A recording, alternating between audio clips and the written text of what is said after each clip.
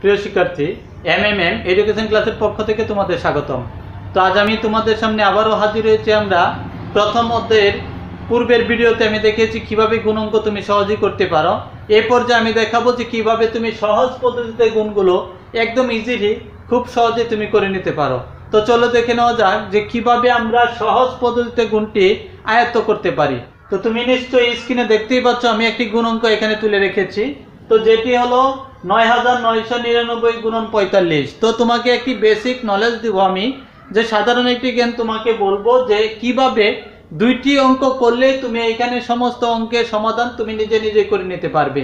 তো এই আমি 1 নং অঙ্কটি লিখেছি, যেখানে তুমি মনে রাখবে যে লক্ষ্য করে দেখো যে এখানে কিন্তু 3 অঙ্কের বৃহত্তম সংখ্যা দেওয়া আছে, অর্থাৎ 3টি 9। 3 অঙ্কের বৃহত্তম সংখ্যা যদি দেওয়া থাকে তাহলে তুমি মনে রাখবে, অর্থাৎ যদি 9 দ্বারা কোনো সংখ্যা শুরু হয় বা 9 থাকে তাহলে তুমি কি করবে, তাহলে তার নিকটবর্তী অর্থাৎ তার নিকটবর্তী ক্ষুদ্রতম সংখ্যাটি কত হবে। অর্থাৎ এখানে যদি 3 অঙ্কের বৃহত্তম সংখ্যা দেওয়া থাকে তাহলে এখানে 4 অঙ্কের ক্ষুদ্রতম সংখ্যা কত তুমি নিশ্চয় জানো যে 4 অঙ্কের ক্ষুদ্রতম সংখ্যা হলো 1000।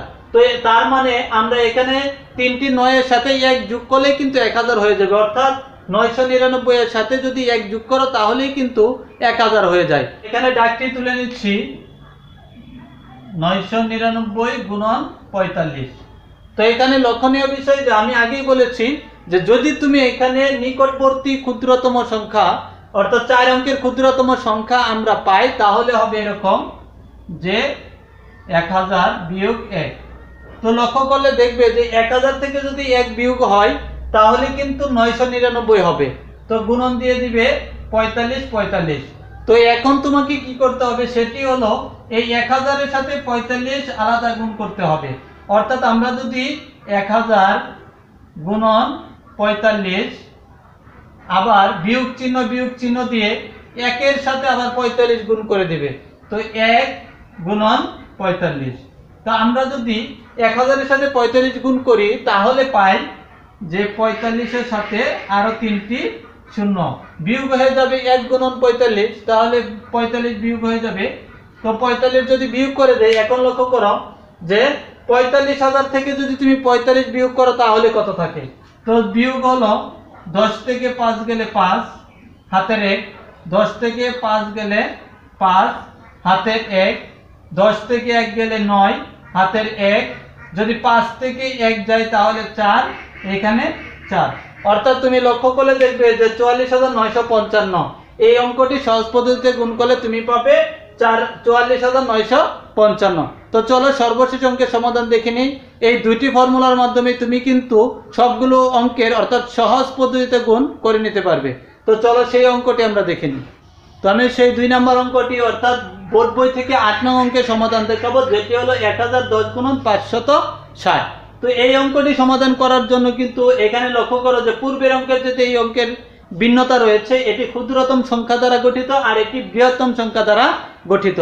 তো বৃহত্তম সংখ্যা দ্বারা এবং ক্ষুদ্রতম সংখ্যা, বৃহত্তম সংখ্যা থাকলে আমরা আগেই বলেছি যে ক্ষুদ্রতম সংখ্যা নিয়ে বিয়োগ করতে হবে আর এটি ক্ষুদ্রতম সংখ্যার সাথে যোগ করতে হবে। তাহলে আমি যদি এই অঙ্কটি সমাধান করি যে 1010 গুণন 560। তো এখানে লক্ষ্য করবে যে 1010 কিভাবে হয়, তার ক্ষুদ্রতম সংখ্যাটি কত, তার মানে ক্ষুদ্রতম সংখ্যা তার পূর্ববর্তী সংখ্যা হলো 1000। তো 1000 যোগ যদি তুমি 10 দাও তাহলেই কিন্তু 1010 হবে। তো আমি লিখতে পারি যে 1000 যোগ 10, অর্থাৎ 1000 এর সাথে যদি তুমি 10 যোগ করো তাহলে কিন্তু 1010 হবে গুণন 560।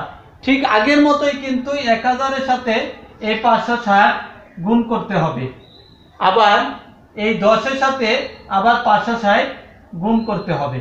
তো আমি লিখে নিতে পারি এইভাবে যে 1000 গুণন 560, এইখানে যে চিহ্ন থাকবে সেই চিহ্ন লিখতে হবে। তো এখানে যেহেতু যোগ চিহ্ন, এখানে যোগ চিহ্ন লিখে দিবে। তো এখানে বন্ধনী দিয়ে 10 গুণন 560, 10 গুণন 560। তো এখানে লক্ষণীয় বিষয় যে 1000 এর সাথে যদি তুমি 560 গুণ করো তাহলে 560 এর সাথে কিন্তু 3টি শূন্য বৃদ্ধি পাবে। তো 560 আর 3টি শূন্য বসিয়ে দিলাম, যোগ দিয়ে তুমি 1000 এর সাথে যদি 10 এর সাথে 560 তুমি গুণ করো তাহলে পাবে 560 60, এর সাথে আরো একটি শূন্য বেড়ে যাবে। তো এখন চলো যোগ করে দিই। যোগ করলে হবে যে 0 0 যোগ করলে 0, 0 0 যোগ করলে 0, 6 এবং 0 যোগ করলে 6, 0 এবং 5 যোগ করলে 5, 6, 5। অর্থাৎ এখানে লক্ষ্য করো যে আমরা কিন্তু অঙ্কের সমাধান পেয়ে গেছি। ঠিক একইভাবে তুমি এই অঙ্কগুলোর সবকটি সমাধান করে নিতে পারবে। তো আমার এই ভিডিওটি শেষ পর্যন্ত দেখার জন্য অত্যন্ত তোমাদের ধন্যবাদ। সেই সাথে তুমি যদি আমার এই চ্যানেলে নতুন হয়ে থাকো তাহলে অবশ্যই কিন্তু চ্যানেলটি সাবস্ক্রাইব করে নিবে।